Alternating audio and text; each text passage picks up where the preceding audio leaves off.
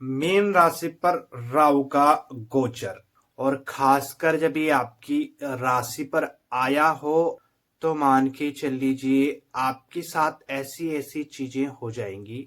आपने इस चीज को कभी गौर किया हो या आपके साथ यह चीजें चल रही हो। अगर आपने राहु को प्रसन्न कर लिया तो निश्चित आप मान के चल लीजिए कि आपकी राशि पर ये आपको अच्छा फल देके जाएगा। और इसका उपाय आपने हर बार नहीं करना है, इसका उपाय आपने एक बार करना है। ठीक 1.5 महीने बाद आपको इसका रिजल्ट मिल जाएगा, ये बिल्कुल निश्चित है। मीन राशि पर राहु का गोचर ये आपको काफी परेशान कर रहा है और इससे आपकी जो समस्याएं हैं वह धीरे धीरे बढ़ रही है। आपने उपाय भी किया, पूजा आदि भी करी, फिर भी आपको लगता है कि समस्याएं हैं, फिर भी आपके साथ समस्याएं हो रही हैं। इसका क्या कारण है, क्यों ऐसा हो रहा है?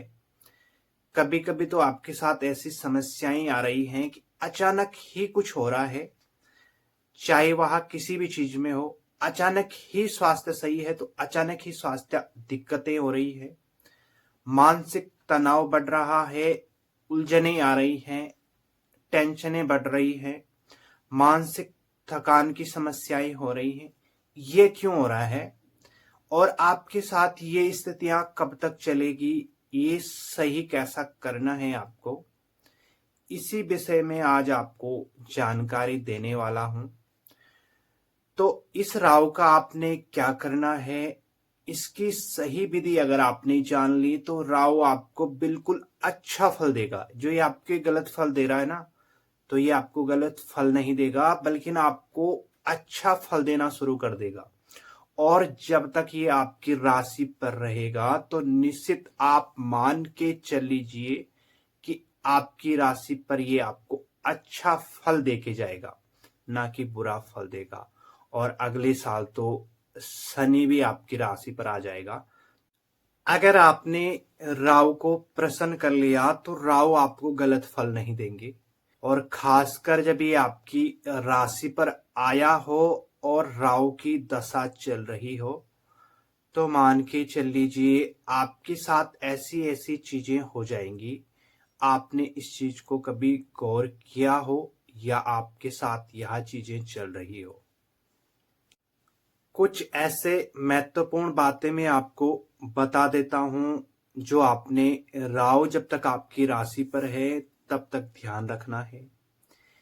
एक तो आप गाड़ी सावधानी पूर्वक चलाएं। अगर कहीं वाद विवाद चल रहा हो तो आप उस उलझन में न जाएं ताकि आपके ऊपर किसी प्रकार का आरोप आदि न लग जाए। आप कहीं ऐसी जगह न जाएं जहां पर किसी प्रकार का वाद विवाद चल रहा हो। आप कोई भी कार्य सोच समझ करके करें ताकि वह कार्य आने वाले टाइम के लिए आपको दिक्कत ना दे। आपको अपने स्वास्थ्य का विशेष ध्यान रखना पड़ेगा। आप ऐसी जगह में ज्यादातर रहें जहां पर एकांत हो। आप ध्यान की प्रक्रिया को अपना सकते हैं। ज्यादा समय आप पूजा में ही बिताएं। इष्ट देव का पूजन आप अवश्य करें। जहां पर आप काम करते हैं वहां पर आप किसी से क्रोध में ना बोलें। अगर आपका स्वास्थ्य पहले सही था और अचानक ही स्वास्थ्य ज्यादा खराब हो रहा है, दवाइयां आपके शरीर में कम काम कर रही हैं और आपका स्वास्थ्य ज्यादा बिगड़ रहा है तो आप तुरंत परामर्श लेकर के उचित उपाय करें।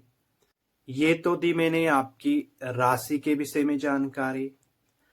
अगर आपको और जानकारी चाहिए तो ये आपकी जन्म कुंडली से पता चलेगा कि आपके साथ क्या दिक्कतें चल रही हैं। हालांकि राहु आपको अच्छा फल भी देगा, पर ये अचानक जो समस्याएं आ रही हैं, उलझनें जो बन रही हैं, इसको सबसे पहले आपको सही करना पड़ेगा। इसके लिए आपको क्या करना है, राहु के लिए आपने उपाय करना है। तो उपाय आपको एक तो राहु का जाप करना है। जाप से अगर आपको फर्क नहीं हो रहा है और आपने जाप कर दिया, इसके लिए आपने दान भी कर दिया, तो ये तो छोटे मोटे उपाय आप कर सकते हैं। आपने अपनी राशि पर राहु का दान पाठ आदि भी करवा दिया, फिर भी आपको फर्क नहीं हो रहा है, तो आपको अपनी जन्म कुंडली के हिसाब से उपाय करना सही रहेगा। और ये उपाय आपको विधि विधान से करना पड़ेगा। आपकी जन्म कुंडली से ये पता चल जाएगा कि आपके लिए राहु किस स्थिति में फल दे रहा है और इसका जो है उपाय आखिर में क्या करना है। क्योंकि आजकल आपने ये देखा होगा कि ज्यादातर राहु का या तो किसी से जप करवा दिया या फिर इसका जो है आपने पूजा करवा दी, दान आदि करा दिया, पर इससे भी फर्क नहीं होता है। तो आपको ये जानकारी जो है ध्यान रखनी है कि आपकी जन्म कुंडली से ही सही पता चलेगा कि इसका उपाय आपने क्या करना है।